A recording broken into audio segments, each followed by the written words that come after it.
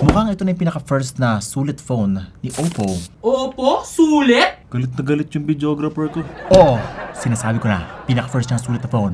OPPO Reno11 Pro 5G! Bias ka din eh. Ayaw mo lang kay OPPO eh. Hindi, wow. But yes, we've actually checked this out. Na-unbox na namin, na-review namin. We have a lot of pictures to show you and videos. And the true value this thing provides is actually its powerful camera system na mayroong hasselblad algorithms. Ito yung specs niya. 50MP, Sony IMX890, powerful camera sensor with hasselblad algorithm. And finally, no, para sa ganung presyo, meron ka ng telephoto lens na 32 megapixel Sony IMX709 sensor. And even the ultra-wide angle lens is Sony IMX355. Bagong design na mukha siyang Huawei P60 Pro. With a pearl white color, it has two colors, rock gray and pearl white. Pero Vince, isn't that pretty much the same as last year's? Last year, wala pa silang hasselblad algorithm. Now, they have that here.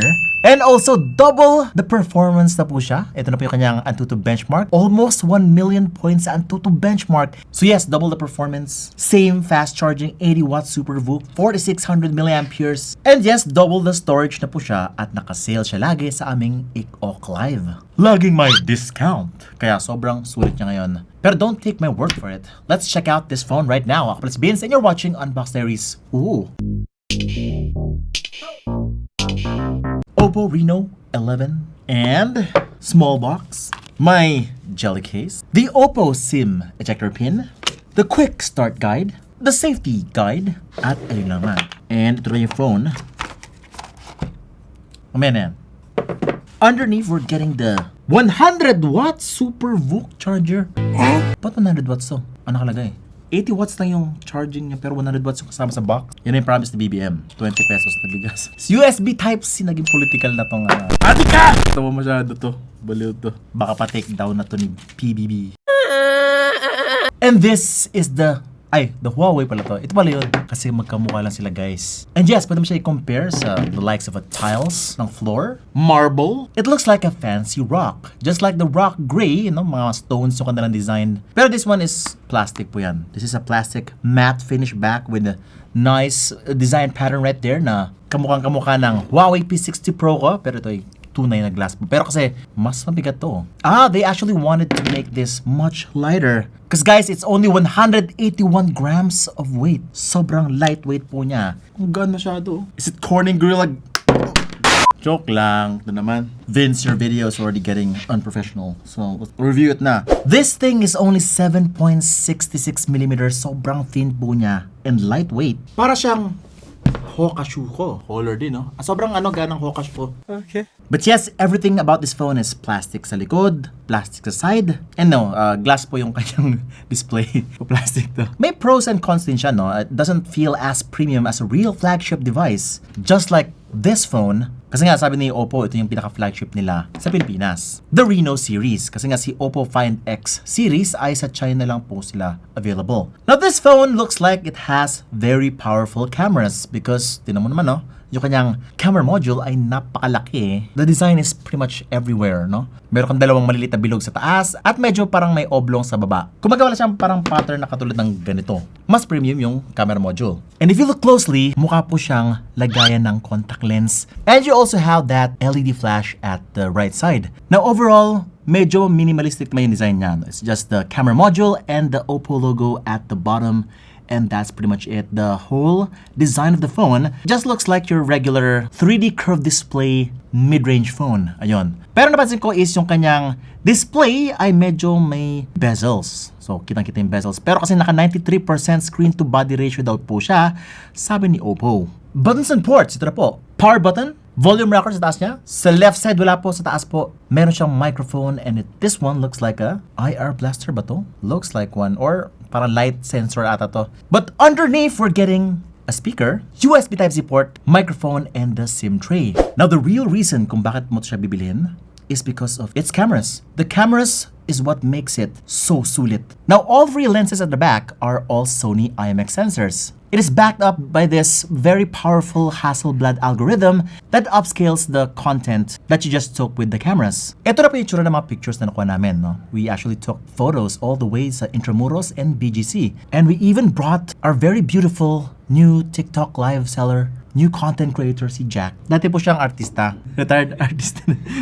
Pero yun, right off the bat, ang una mapapansin dito is yung kanyang image quality. Anything under this price, napansin ko, halos lahat na lang ng mga camera phones ay mukhang kuha na smartphone. They really don't look like something that was taken on a camera. Masyadong over-processed ang dating ng mga smartphones under this price. Pero, the OPPO Reno11 Pro 5G is generating that very beautiful camera-like image quality. In terms of yung balancing ng color, not too saturated, very neutral colors. It is not forcing that dynamic range. Hindi ko to may iba dyan na talagang kailangan i-blue yung sky, kailangan sobrang kita lahat ng mga details. Pero at the expense of being soft, at being weird at the colors, this one, talagang natural siya. For example, itong sky nito, diba? Hindi siya super blue. This is what you'll see in real life talaga. Tapos yung background blur dito guys, napansin namin, very nice yung kanyang cutouts. And the background blur is very convincing. And this is what it does in low light. Ito yung comparison na, OPPO Reno11 versus the Pro version. The Reno11 Pro gave us better contrast, better color, and sharpness and detail. Although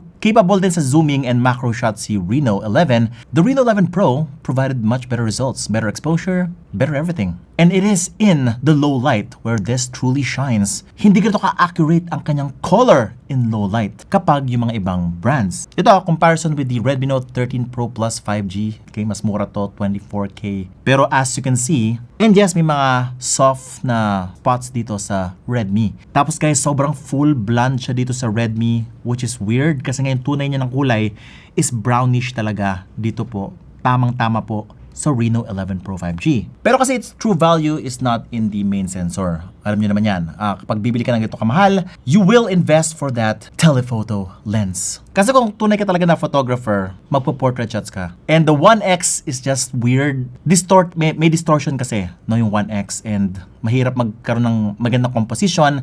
Kailangan masyado ka malapit sa subject mo. Ito with the 1X, it looks okay. Pero kasi when you get close to your subject and you have that nice composition, especially sa low light na po to, we're still getting that amount of detail, exposure, great background blur at this kind of setting. Mahirap pa to gawin especially sa mid-range segment. Feeling ko ito talaga yung forte, no? Ni Vivo, ni Oppo, ni Realme. This is where they are the strongest sa mid-range segment. Well, at least sa Philippines kasi nga wala silang tunay na flagship nila. Vivo din na nag-release ng X series, Oppo Find series wala dito. But yes, Vivo, Oppo are the king in terms of mid-range camera. And it's not even close. Tecno, Infinix, no. Hindi po ganito kaganda yung camera nila. Malayo po sila. They haven't even invested in that serious image processing na nakita mo kay Oppo. Sobrang seryoso po si Oppo when it comes to the camera. Now going back sa telephoto, meron pa siyang 1x, 3x, and 5x optical zoom. Sa iba, 2x zoom lang. Yung mga digital pa nga This is a legit optical stabilized telephoto lens. Meron po siyang OIS, no? Well, at least the main sensor. And yes, the portrait mode also gives you a lot of tools for your creativity. Meron siyang beautification. It's got some nice filters right here. Bokeh flare, film filters, natural filters, and things like that. You even get pro mode.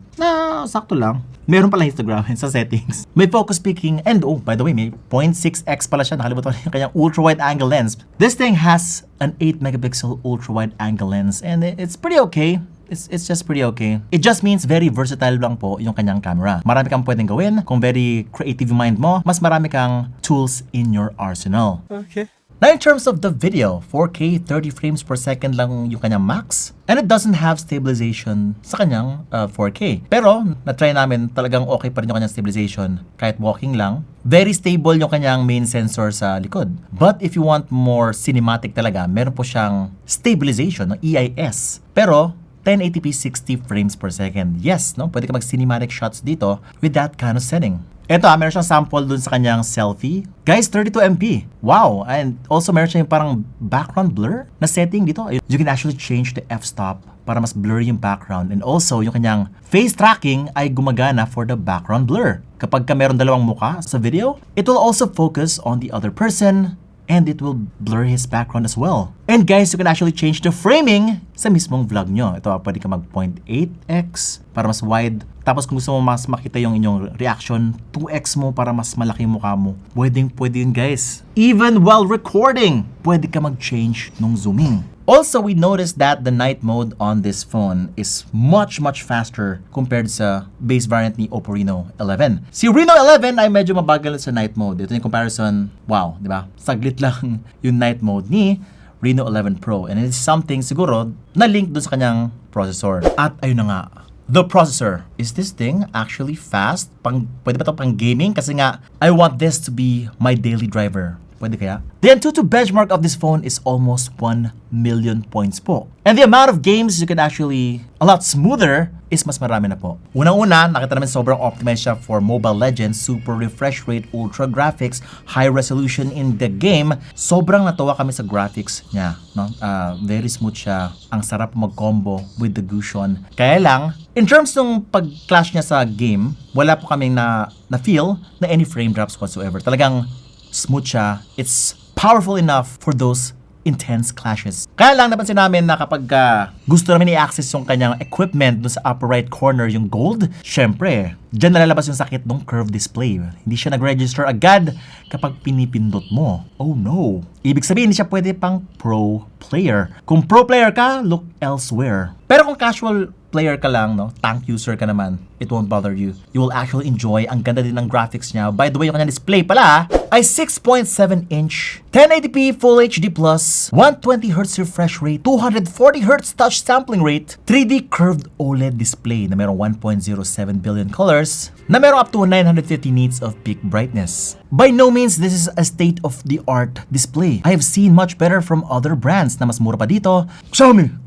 Mas maganda yung display ni Xiaomi. And meron pa silang Dolby Vision, HDR10. But the great thing about the display is optimized siya for the gaming experience. Kasi nga, Call of Duty, ano ba yung tsura niya? Nagulat kami sa settings, no? Meron po siyang ultra frame rates, which means up to 120 FPS po siya. Kaya lang, low graphics lang po sa graphics. But yes, we played the game, sobrang smooth po niya. Sobrang natuwa kami sa nakita namin. Every movement, every barrel was so satisfying. Parang nakakasabay na ngayon yung aming gameplay kapag nagrarang kami. Kayang-kaya niya sabayan ang inyong skill. Also, the gyroscope is very responsive. Gulat kami dito. So definitely, for Call of Duty talagang, ang sarap maglaro ng Call of Duty dito. By the way, no, yung kanyang touch sampling rate, ito na po 150 touch sampling rate lang po siya sa normal, napansin namin. Pero kapag in-game na, kapag ka dito sa kanyang Games app, or yung panel dito, kapag ka nag-swipe ka ng panel dito, may lalabas po dyan na Ultra Touch. Enable mo lang yan, magiging 240Hz na yung kanyang touch sampling rate,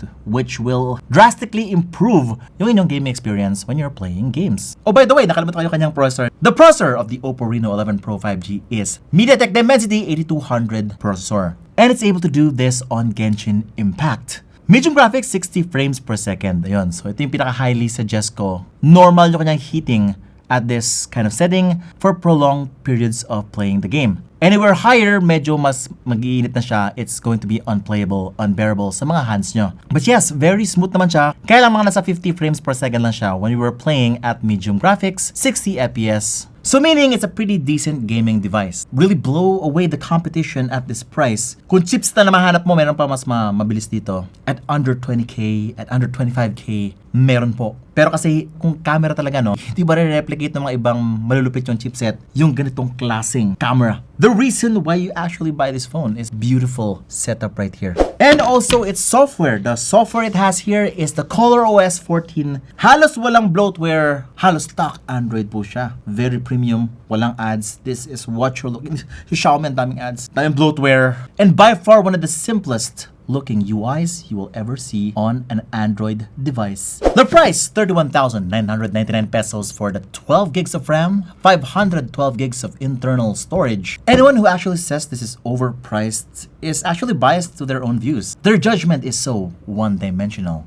Chipset ng lahat. Because not all people are looking for the chipset. And the chipset right here is actually very good na. Much better than the OPPO Reno10. Ito talaga masabi ko na sa wakas, isang OPPO phone na may magandang chipset na nasa tamang presyo. Ayun. So, and hindi mo siya pwedeng i-judge agad na overpriced siya na hindi mo pa natetest actually lahat or sinabi mo na agad na ito na siya, mahal siya. Without actually addressing what other people really are looking for. People are easily swayed by Antutu benchmarks, by gaming-looking phones, gaming here, gaming there, but those are totally different things. Meron actually a number of people who really respect these kind of specs and who are looking for something na camera talaga ang malakas. And we believe that not Huawei P60 Pro lakas, not S24 Ultra malakas, syempre. That's almost double the price, double the features, double the everything. You simply get what you pay for, and you actually get more for what you pay for with the OPPO Reno11 Pro 5G. And it's always on sale sa aming e-cock shop. Mas mura pa siya kaysa sa SRP. And as the months go by, palaki ng palaki ang magiging discount niya.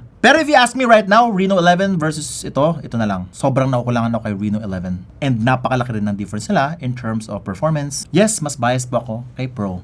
And if you want to see more super unbiased videos, just mag-subscribe ka na, hit the bell icon so that you don't miss any of my great content. Sabihin sa inyo, you're watching Unbox Diaries. Ooh.